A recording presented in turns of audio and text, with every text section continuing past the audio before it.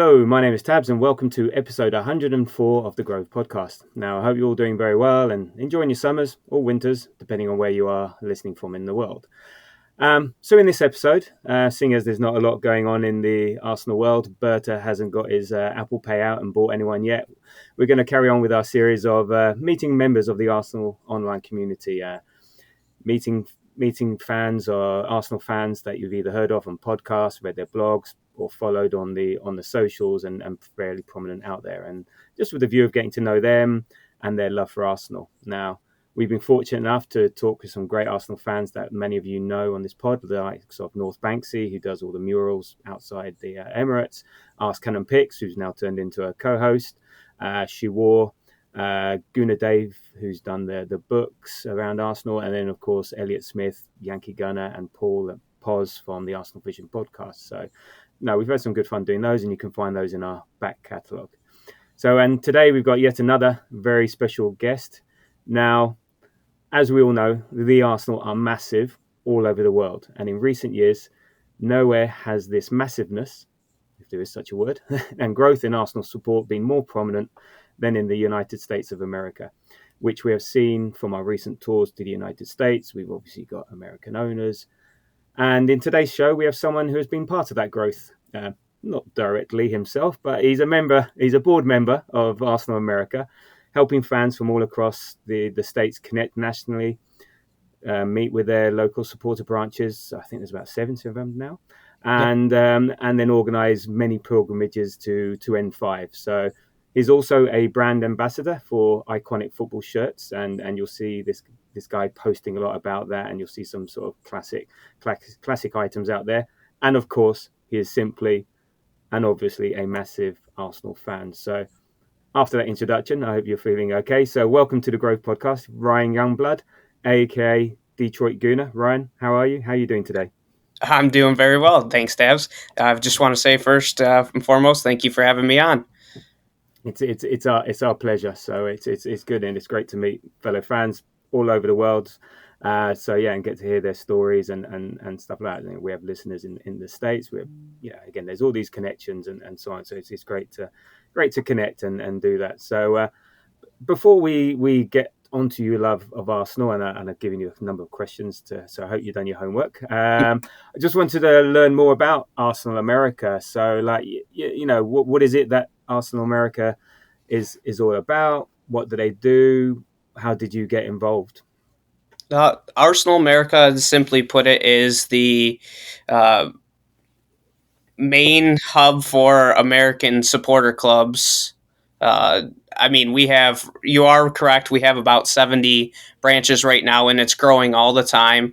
What it is that it's a community that where you can bring your love for Arsenal together just all in one place. It doesn't matter what state you're from, or if you don't have a home, you just travel around. There's always a place that you could call home across the country.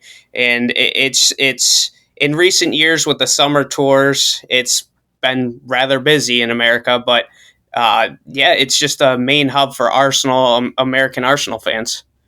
Excellent. And how did you get involved?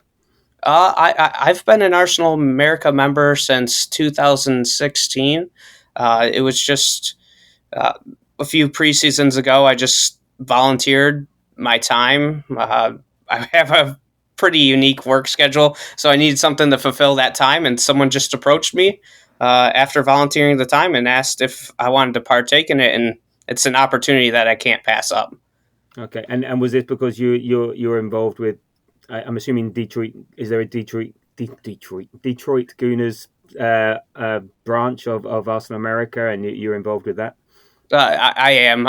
It's Detroit's one of the relatively small branches of when you talk about Arsenal America. You have some large ones like Chicago, New Orleans, L.A. But it all started when Detroit started kind of getting a group, and I was first involved with that, and then it just kind of spread. It was really a social media platform that took off for me.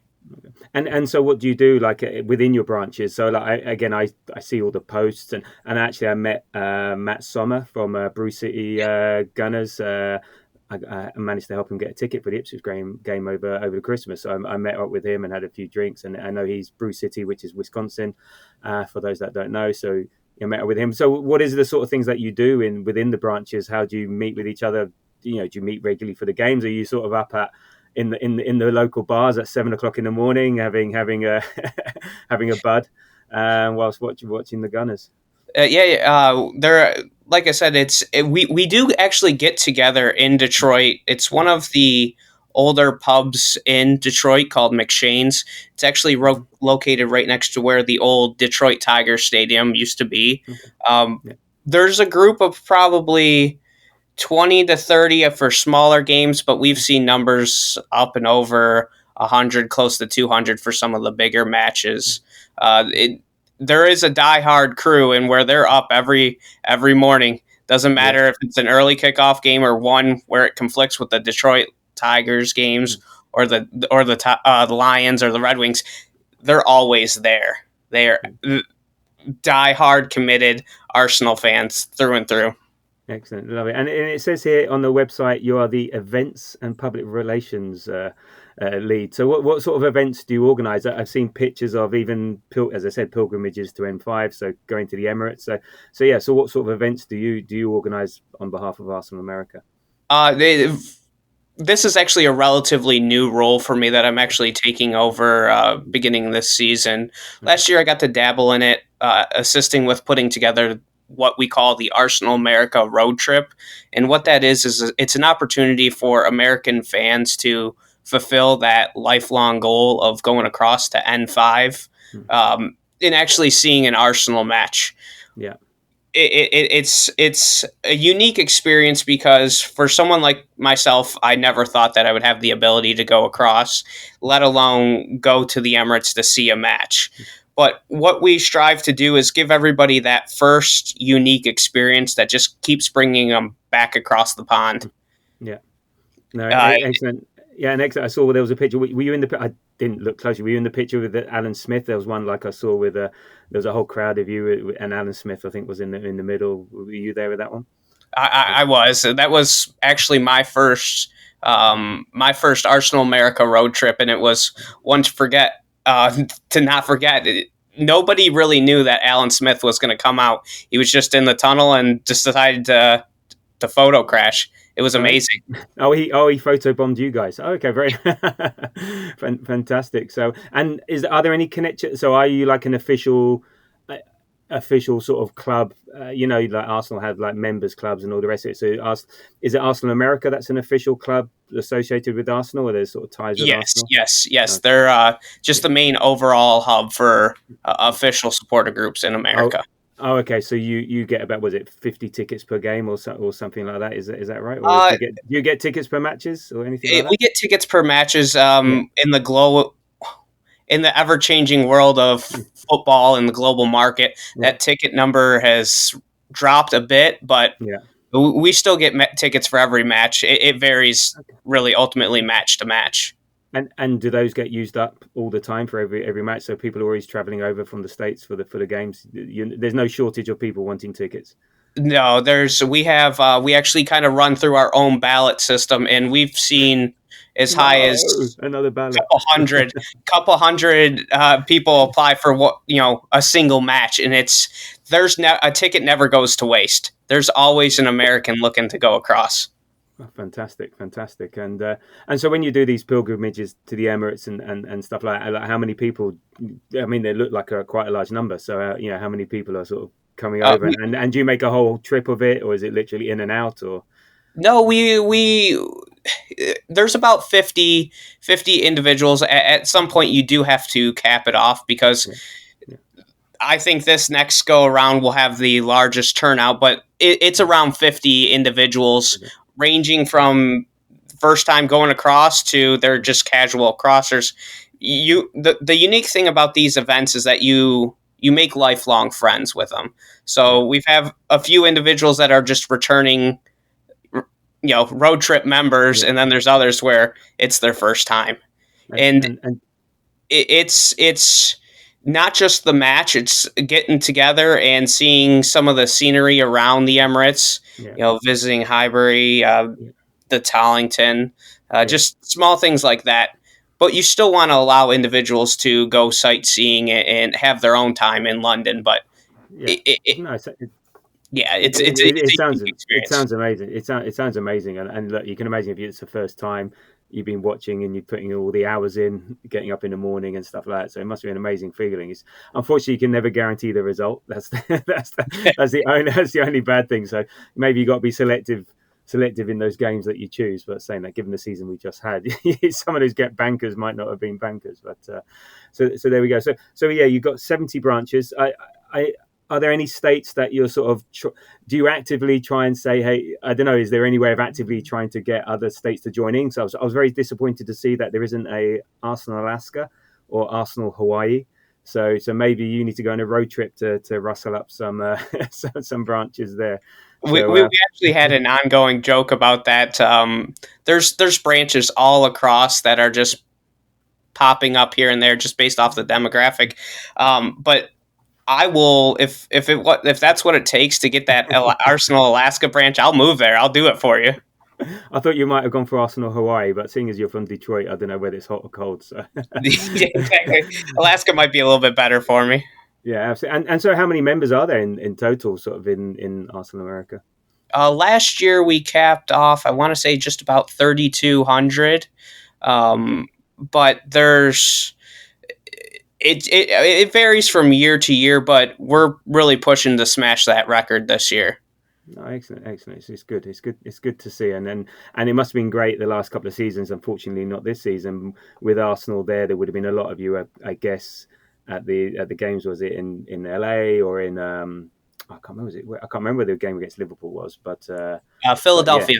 Philadelphia. That's it. That's it. So yeah, that must have been. And then I think because Arsenal do events around it, so I'm sure you would have been well represented there. And would you have travelled to those games? Did you go to see any of those preseason games? Uh, yes, I've actually the past few preseasons I went to all the matches. Last year flew out to LA and then took the long flight back across to Philadelphia, but it was a massive turnout. When you talk about some of the largest clubs in the world, Arsenal definitely showed out.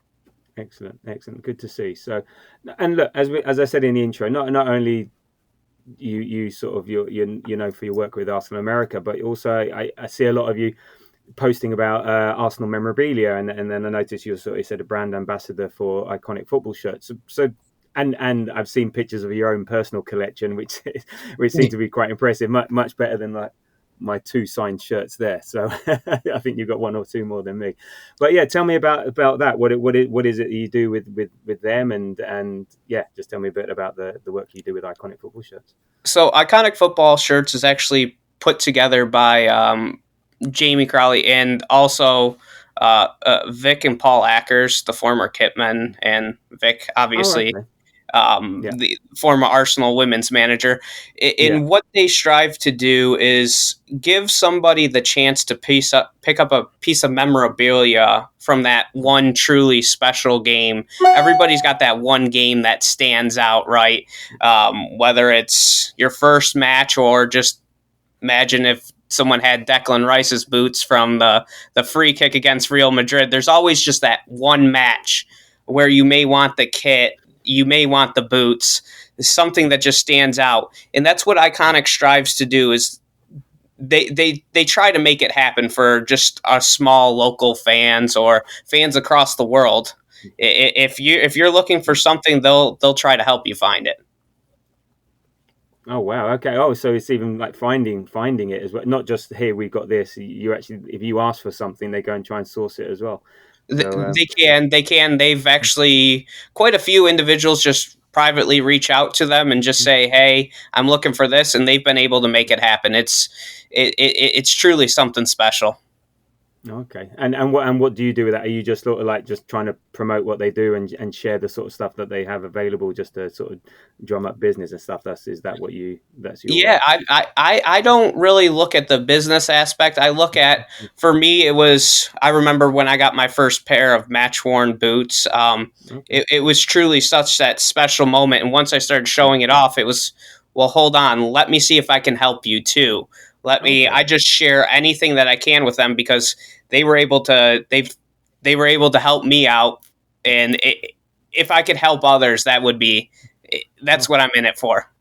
oh, fantastic, fantastic. So what were those? Whose boots were they, and do they want them back? Actually, the first pair that I got was uh, Charlie Patino's. I actually met Charlie Patino in person, Oh, nice. but Jamie at Iconic actually helped me get Martin Odegaard's boots, match worn Wow. boots, and it was just ever since then it just kind of seems to kind of snowball into what this collection is today. Can you remember which match do you remember? Do you know which match they were from? Uh, for Martin Odegaard, it was the Yeah. end of the season 2021-22. I want to say it was, well, there were quite a few because these matches that these were using, because they are absolutely knackered. They they they smell something fierce. They're awful. But he wore them for the tail end of the Okay. 21-22 season and then trickled on into the 22-23 season. Yeah. Yeah. Okay. Very, very, very good. Okay. Cool. That's yeah. Because I was wondering, like, wow. I mean, where these, how these boots and these shirts all getting sourced. And now that you say Vikakers is involved, and obviously someone with connections with with the club. So that's yeah. No, pretty cool stuff. So yeah, what you've got an extensive collection. What's your favorite piece of memorabilia that you own? Probably my match worn pair of Dennis Bergkamp boots. He's one of the main reasons that I became an Arsenal fan. The I think I don't think you have to describe how magical he was, but back in the day, I mean, those boots worked magic. Those feet were just amazing, and it's a pair of boots that I'll probably never get rid of. No, and imagine the way he played and how deft the touch. I think they're more like slippers than boots, I'd imagine. So and hardly touched, because it's Yeah, such a absolutely. deft touch. So oh no, fantastic, fantastic. And any other items of note or anything a bit obscure or different? Really not all too much. I just a whole lot of boots. In each pair of boots has its own story. They're customized to the player. It's not necessarily something that you and I could get unless we're magically professionals and have those connections. Maybe one day. Did you Maybe actually one day. But did you actually try any of them on? You I said you got a large collection of boots. Have you actually tried any of them on, or do you think no? But I'll just leave them as they are. mostly because I'm a smaller guy. I don't think any of these would really fit me. No, Oh, no, I don't. You need Santi Cazorla's boots. That's what you need. Absolutely, absolutely. Yeah, there is that little bit of temptation, but it's more so. Some of them are absolutely knackered. I don't want to. I don't want to destroy them. No, I can understand why. I can understand why. So, and look, you just touched on it there. So Dennis Bergkamp is one of the reasons. So yeah, how did a young man in Detroit following the Tigers decide to go to the right side of sport and follow a proper game and not dismissing baseball? How did you become an Arsenal fan? What got you into supporting Arsenal, and how long have you been supporting for? It was early 2000s. I still remember watching my first match. It was over at a family member's house. It was uh, Arsenal against Villa, 2002, and Pires hit that curler in the gold Sega shirt, and just a little Ryan was, wow, okay, this sport is something amazing. And Mhm. as I grew up, having a few individuals around me that unfortunately weren't Arsenal fans, they were more Liverpool, Barcelona. It was just since that match, Arsenal had me hooked. Had me hooked just for the simple fact that it wasn't that normal boring baseball commentary. Yeah. When Pires hit that shot, it was just I know my aunt and uncle were yelling at us to turn it down because those commentators were just going absolutely nuts. And it I started playing after that, and it just the love for the game took off, and it's always been Arsenal. There's no other club for me. That's good. Good to see. And it wasn't a bad time to start supporting, I must admit. So again, when you got players like Perez, Henry, Burkamp, it's not hard to fall in love. It's like, it's not like you're you joined in the banter era and stuff Right. in recent years. So yeah, it was a very good time to start watching. So you got in early, you got in lucky, but then then it's been hard to keep up ever since, I can imagine. So they hooked you just at the right time. And you talk early 2000s. I mean, the games weren't as offered over here as No, what they are now. I remember just adjusting the TV with the antenna on top just to try to get the picture right, and even, you know, you would be lucky to get a couple matches a season. Now, I wow. mean, you can, if you Well, have all the funds and resources in the world, you can watch any match you want. well, actually, now in the States, you get to see more matches than we do over here in the UK because we have the ban at 3 o'clock, and there are always ways to watch the Yep. game, but officially, Yep. yeah, you've got every game streamed and take your pick, and it must be, apart from the time difference, yeah, it's pretty easy being an Arsenal fan in the States because if you've got, as I said, if you've got the right channels, you can watch any game you want. Uh, no, fantastic. So you've answered my next question. So, what was the first game you watched? And that was the sort of, you said Arsenal, Aston Villa. What was the first game you actually went to in person? It was Arsenal Stoke City 2017. That was Sorry about that. Yeah, it was different. It was, I still remember jet lag getting off the plane. I didn't think that there was any place that could be so rainy and seemingly miserable, but you would love it all at the same time. It was one of those matches where it was unforgettable, absolutely unforgettable. Wow, And your first game was Stoke City. yeah, there's you will hear people. Oh, I was at Highbury. I watched the Invincibles. That was my first season. Nope, my first match was watching Arsenal against Stoke City. So 2017. So who would have been in the Arsenal team then? Sorry, I'm You would have getting had forgetful in my old age. Ramsey, Ozil, Oh, okay. Lacazette. I mean, it was still a great match. They ended up Yeah, winning, but just yeah, to see up close in person how massive some of these players are, it, yeah. it, it was truly something special. Excellent, excellent. And yeah, how did it feel like, walking through, the concourse and going the steps and you seeing the carpet as they call it. That's just no one forgets that first experience that whether you're the age you are or when you're a 5-year-old kid or whatever. It's always special just to visit the Emirates, and I'm sure you just lapped it all up, soaked it all in. Yeah, had to soak it all in. I still have the photos on a cell phone somewhere where it was just the that shock and awe. Like, am I really here? Someone pinch me. Am I dreaming? And then just the night and day difference between sporting events in America. Mm. Growing up a Tigers fan, a Yeah, University of Michigan fan, I've gone to sporting events, some pretty big sporting events, but nothing where it seems like just the whole community around just comes together. It was more so the people that I met along the way that were really helpful, that really yeah. made it for me. Lifelong friendships, and I still talk to most of those guys today. Fantastic, fantastic. I mean, that's what it's all. Well, for me, that's what it's all about. The football's great, and we win things great, but it's a bit of the cliche, the journey, and just everything around it. I know you're right. I love it, and Arsenal are a fantastic club for that.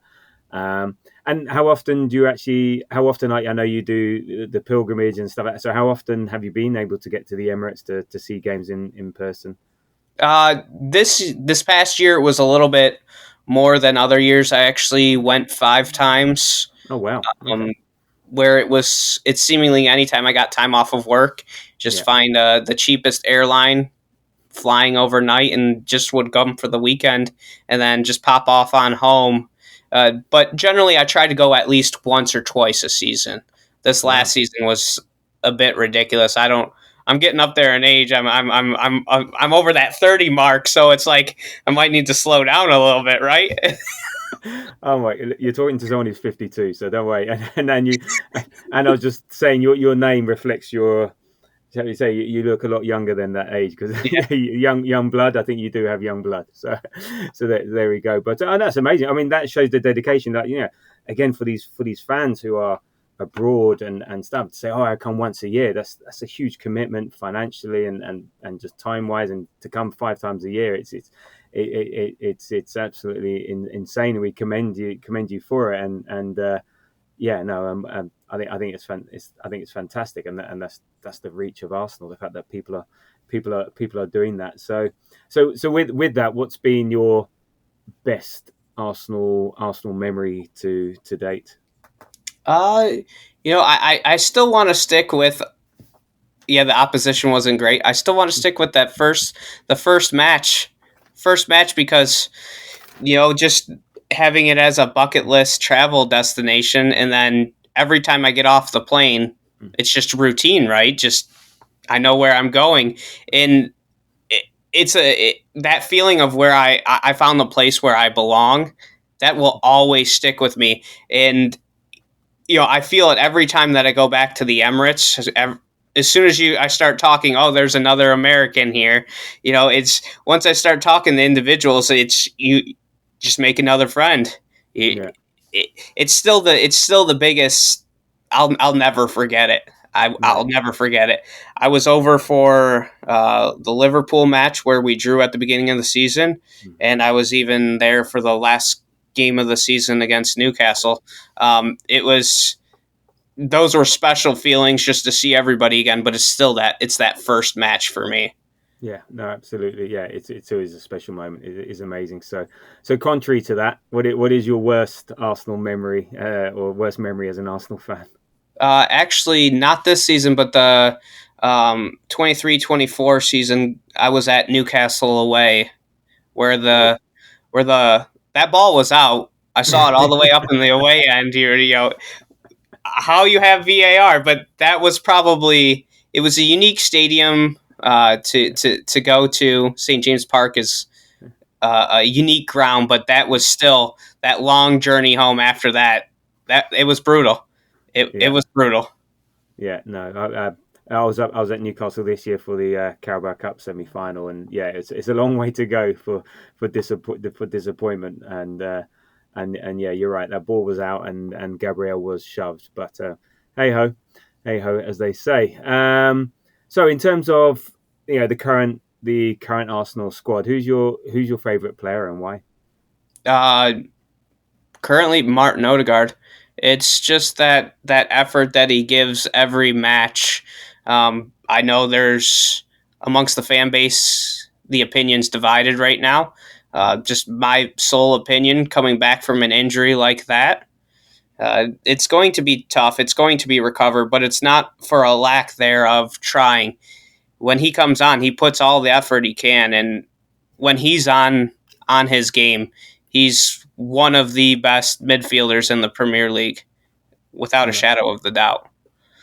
no. I agree. Look, he's had a tough season. There are mitigating circumstances for him personally around the team. I think it's been discussed to death. I think next year he was starting to come a bit to life. The last few games, he's starting to hit the ball, and yeah, as they say, form is temporary, class is permanent, and I think that class will well that he's a classy player, and I think the form will return next season. So yeah, get himself fit, fresh, and healthy. Have a few more burgers, just because he just looks very, very, very lightweight at the moment. And yeah, let's go again.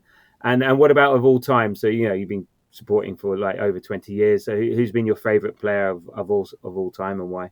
I mean, I absolutely love Henri, but it's still my favorite player is Dennis Bergkamp, just for the fact where he made it look effortless. Mm. Um, we all remember when we're in the backyard, just at the local park, trying to duplicate everything that he did, and still to this day, the goal against Newcastle. Everybody asks him if he means it. He's going to say, yeah, he means it. He could just manipulate the ball, and he made everybody around him just that much better. And you Mm. know what? There was no. He just seems like such a personable guy. When you talk to him, he wasn't about, oh, look at me, look at me. No, it was more so help everybody around him that much, be that much better. And it was more a part of the team. and you look at somebody like that, and it's somebody that you can view as a role model, right? In a world where it's a team game, and that's what it's all about. Yeah, I've seen. I can't remember the last time that watching sort of something on the socials, and you just see this like it's like a 2 minute clip of just him and his through balls and his passes, and it's just like unbelievable the timing, the accuracy, and just you see the players. He does it how he sees the pass and then makes the pass, and the player running onto it doesn't even break stride. It's just into his path and shoot and score. Or it's just like so many goals were scored with just his vision. And they said, who's always thinking 2 steps ahead. Whatsoever. And yeah, it's incredible. Like anyone that gets the chance just to watch it, you sort of forget, or you at the time you sort of take it for granted. Oh, that's just Dennis Bergkamp. That's what he does, Yeah, and you don't realize how good he was with those, and then but also he had an edge as well. He had a few red cards, and he yeah. wasn't afraid to give it back. So I think an all round, an amazing player, and then to have the likes of Lundberg and Henri just be able to make the runs on the end of it. A very very very very good choice, very good choice indeed. So touching on you were saying like you with the Detroit Gooners and stuff like that. So do you have any and going watching games? Do you have any match day routines and it's said that you watch at home, or do you go to the bar and your I, fellow Arsenal fans? for the most part, I try to make it down to the pub down in Yeah, Detroit as much as I can. yeah, My job does require me to work some weekends where it's difficult. Where I'll just I hope my employer's not watching. I'll just watch it on my phone or put it on one of the TVs there. But just match day ritual is wake up, try to even trying to find a parking spot down in Detroit now seems like a challenge. But it's just to go down and spend the match with individuals that are like-minded, that just love the club. yeah. It's and if work requires me to travel, I just go to the local supporters club. I just look it up through the Arsenal America website, and I'm there. Yeah. No, I think I did the same. So I've been in the States recently for various. Actually, I normally go every year, and I've been to sort of I was in New York, and I found out where the local bar is to do that. I go to LA with work, and I don't know why I haven't in the past, but I need to hook up with the LA. I think there's two or three in LA. So yeah, next time I'm there and it's during the season, definitely I'll be hooking up. And it's a great thing again to have that, if you're in any city there and you're traveling there with work or whatever, that and you're there during a game, that I'm often sort of trying to watch it on an iPad or a phone, but that hey, there's a group of other fans. Go and hook up with them, and it could turn out into a fun day, and you never know who you meet and who you become friends with. So yeah, Exactly. it's an amazing thing. So with regards to the current Arsenal team, what are your thoughts about them? How the season just went, and your hopes for next season? Again, another season where it seems like injuries came at the wrong time.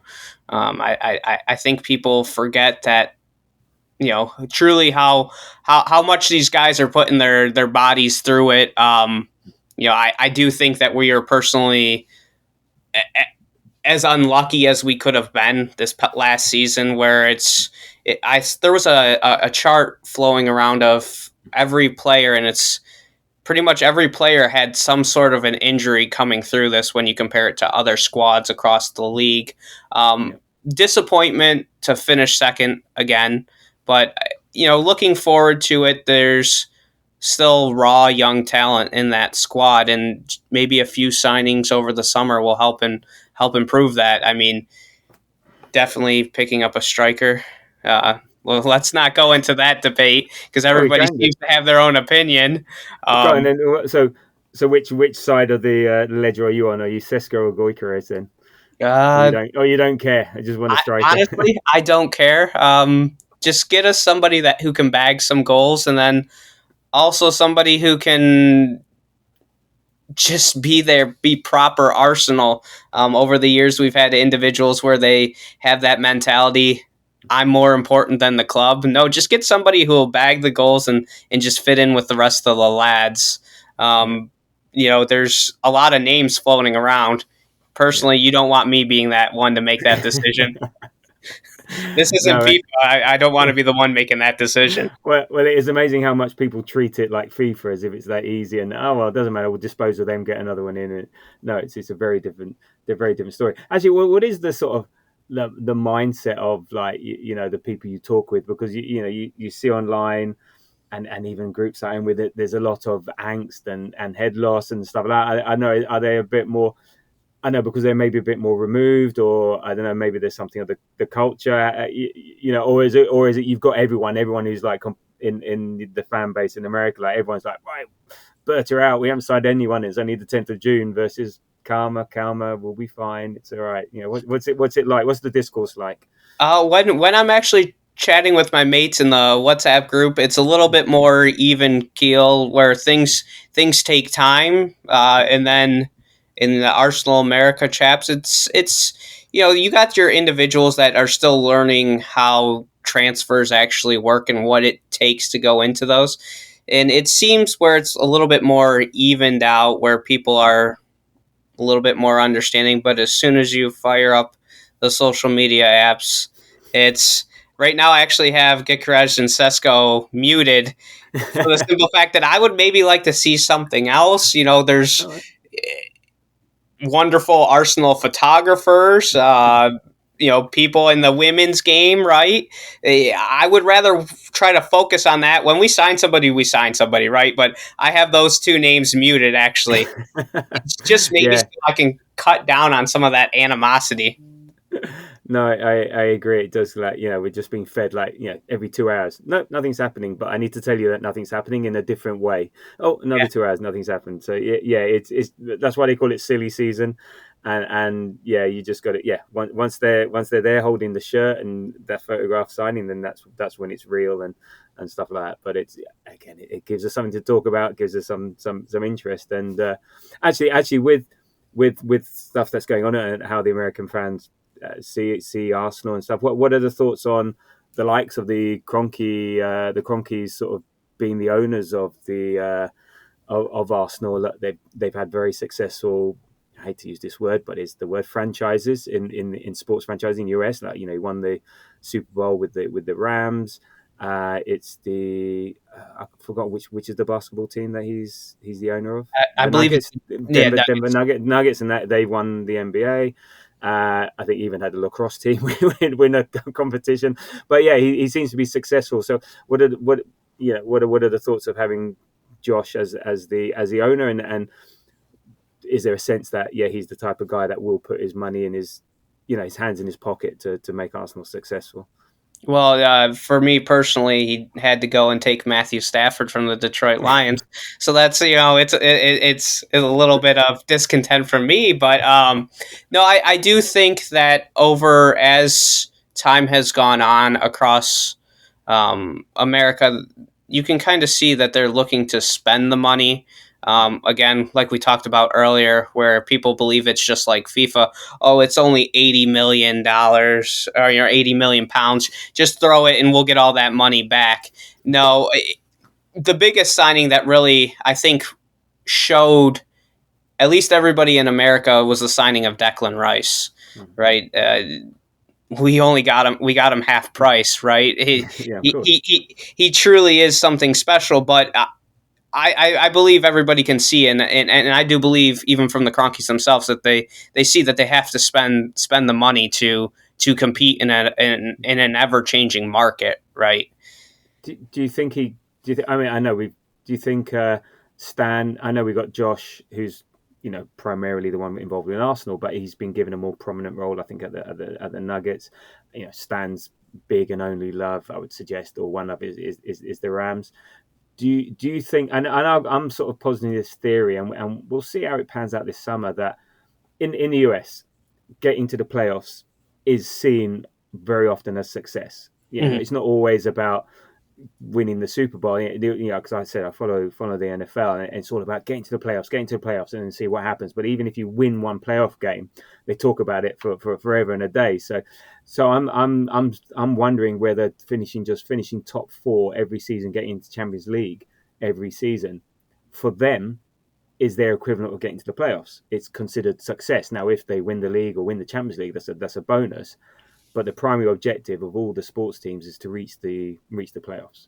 Okay, Right. and I'm just wondering if that's something that, I don't know, am I wild off the mark, or could actually be seen? Yeah, they'll always spend enough just to stay there, but are they prepared to go the whole hog to actually win the thing and what it takes? Well, and there was the other theory floating around too, where with the word franchise, oh, I'm going to throw money towards the Rams and then let some of my other assets, just kind of just hang tight, just sit and just Stasis, yeah. exist. No, I do believe, especially with the success of Josh was there for the celebrations for the Arsenal women's Mm, when they won the Champions League. I truly believe that from an ownership level that they view it as spend the money. Look what it did for the women's team and the mm, women's fan base. I believe that they know exactly. Start winning the Premier League, start winning the Champions League, and the market itself will improve. I truly believe they know what they have to do. I don't think okay. it's let's just make it to the Champions League and that'll be enough. No, I think they want to go and they want to win everything as much as possible. No, it's good. It's good to hear. And actually, you mentioned that with Arsenal women, and again, that's growing in popularity and stuff. How is that amongst do people then make the effort? Like with the men's team, are these the supporter groups now making the effort to go and watch women's games in the bars and get together to watch the women's games? Is that now becoming a more popular activity? Oh, absolutely. And with the women's team coming here preseason last year, Oh there yeah, of was course. a there was a fantastic turnout where unfortunately I couldn't go to those matches due to work, but just seeing when you watch the matches televised, you just see the red and white of Arsenal, and that is a market where it's growing. It's absolutely growing. If you're a young lady right now and you're looking at professional athletes around the world and you are a football player, you have to look at Arsenal women's just for the sheer success. But there's been a lot of Arsenal women's players that have came over and played in the college level and gone back and they've succeeded, whether it's Russo, Wubin Moy. Even, um, well, I think Kim Little also played in the US in the professional women's league, or I don't know if it was professional at the time, but she played in the women's league. I think in Seattle. I can't remember, but I don't know. and But yeah, and just my favorite women's player, Emily Fox, yeah, just coming out of playing at UNC.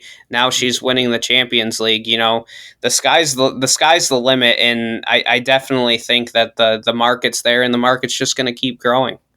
yeah. And actually, well, and I think the point there you're saying, if you're sort of the young lady like into soccer, football, and as traditionally it is a sport played by girls at an earlier age and stuff Mhm. like that. In America, I think that's obviously changing, but that's always been the thing, that you see. Like, is a lot of girls do take up the sport, so it is amazing to have those as the Arsenal team as role models, especially having won the Champions League, and I think that will hit globally, not just in the UK or in Europe. So yeah, I think it's fantastic, and it's a good thing to go. So maybe you'll do a pilgrimage to watch the women's game as well, or hopefully over the same weekend, you can go to see both. Yeah, So and see, that's actually the ongoing plan right now. Just waiting for the fixture lists to yeah, drop, and then just try to get everybody the most bang for your buck. yeah, A few yeah, seasons ago, there we actually had a large turnout. There was like 15 to 20 Arsenal America members that went to a women's match. So it'll be a little bit easier now fantastic, that the women's matches are at the Emirates, with that yeah, news coming yeah. around, where it's definitely in the works. Fantastic, fantastic. So just coming back to Arsenal. So yeah, what are you looking for over the summer? You, we're not going to talk about striker, but anything else that you're hoping that we can do, anything that you think, this is what we need to push on for next season, especially given what Liverpool are allegedly doing, and City what they've already done, and so on. What are you hoping for out of the summer? Just some wide options to to kind of improve the depth of the overall roster. That way, Saka's not being ran into the absolute ground. Where the poor lad was playing every game of the season, and you forget that he's still young, even though he just seems like a machine, just ongoing game in practices. He just seemed like he never did it. And then when we missed him, Ethan Waneri was able to step up. It's just we need to go even further than that. Just need a little bit more in depth in the attacking roles and even in midfield. And as the summer goes on, just get a distraction from the Club World Cup. Let's talk about transfers. I'd rather talk about transfers than the Club World Cup. Well, I was, you know what, that was going to be my second to last question. So, over here, maybe for Arsenal fans, there's a lot of like thumbing your nose at the Club World Cup, and it's like, what's the point? It's Infantino's money laundering scheme or whatever. It's him trying to suck up to the likes of Trump and all these leaders and whatever. But so there's a bit of a sort of like dismissive approach to it. But I was thinking yesterday with the Bayern Munich Auckland City game, but bit of a nonsense for Bayern Munich. But imagine you're one of those players. Those players are semi-professional. They're amateurs, and imagine they get to play against the likes of Bayern Munich, and Bayern Munich put out a strong team. So it's amazing for them. But what is the overall view on the Club World Cup that's happening in the US? Is it being promoted as a big thing? Is it a big thing, or no one's really that fussed? Yeah, I don't know. Are there any games in Detroit at all or nearby? No, I believe I don't believe there's any matches even relatively close. I think Atlanta, it would be the closest, maybe. I know they were just playing in New York, but the overall consensus is there was a lot of hype going into this tournament. Even before they announced everybody that was coming across. Just a chance to see Messi play. That seems to be the theme everywhere. It's just come see Messi play, Messi play. But I do believe that it's kind of almost been a letdown where these stadiums aren't selling out, and everybody's just kind of viewing it as a marketing scheme rather than an actual proper tournament.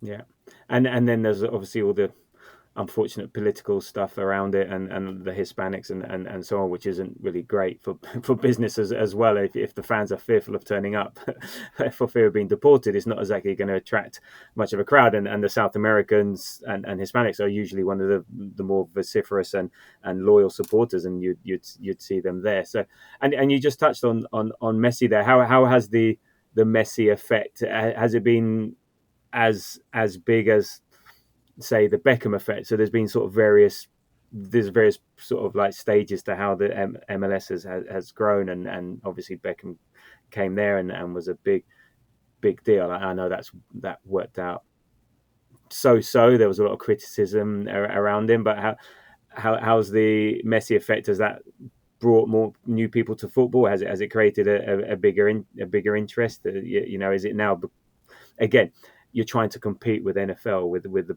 NBA, with the MLB and stuff like that? Is it starting to get more, column inches, as they say, more prominence in the media? Yeah, yes, it has. When Messi first came across, there were these videos where he was just popping in a local shop in Miami, and nobody really knew who he was. Now it's just everywhere you go, whether it's the local sporting store or you just flip on the telly and you look at a commercial. Everybody in America now knows who Messi is, and it's definitely shows some of the large talent around the world that you can come and play in America, and they're pushing for it to be competitive, but not also for it to be a retirement league, but more also for the younger generation coming up. You have the chance to, you played at a university football team, and now you're playing against one of the greatest players ever in the world. It's definitely helped, and I do think that it's had just amount of effect as the Beckham effect. and maybe Mm. even a little bit more just for the Yeah. marketing and the TV rights, right? Yeah. Everybody's tuning in. I know a few mates have actually tuned in to watch some of Messi's matches. Heavens Yeah. forbid, I believe it'd be like 2 a.m. in the morning for some of these matches. Wow. And I don't know why they're awake, but I definitely think Messi's helped grow the game in America, at least. Well, well, yeah. Unfortunately, a lot of clubs were profiteering. Was it? Because I didn't quite understand how the price of tickets worked. Because as soon as he'd be traveling to away games, the price of the tickets would shoot up and stuff like that, and they'd be charging ridiculous amount, which I think is unfortunate. But you can understand why. No, yeah. Well, the MLS has been a good has a good few Arsenal players that have played there. I mean, Carlos Vela, for the LAFC, became a superstar and actually, was Mhm. top striker in the MLS, and all the rest of it. I was there last year. Again, if I go to LA with work, I try and go see the football, and I'd rather go see LAFC than the Galaxy. So I think I saw Giroud and unfortunately Hugo Lloris as well. So yeah, saw ex Arsenal player, doing his usual thing, looking gorgeous but not doing very much, and in the latter years. So, but yeah, it's been a good place for Arsenal players to go. Henry, obviously, with the New York Red Bulls.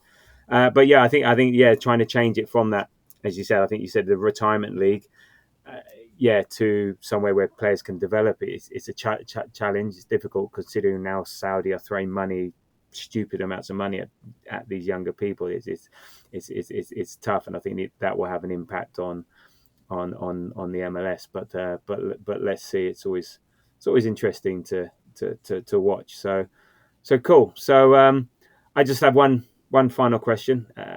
It's quite a difficult one. What do you think of Tottenham? Shit, And what do you think of shit? Tottenham. Thank you. And there we go. And there we go. That was a nice way to end the chat. And yeah, you answered that one very well indeed. So look, Ryan, also known as Detroit Gooner. Thank you. Thank you for coming on today. It's been a pleasure talking to you and finding out more about Arsenal America and iconic football shirts, and obviously your support and your love for Arsenal. It's been great. So yeah, look, if people are interested in Arsenal America, how can they get in touch?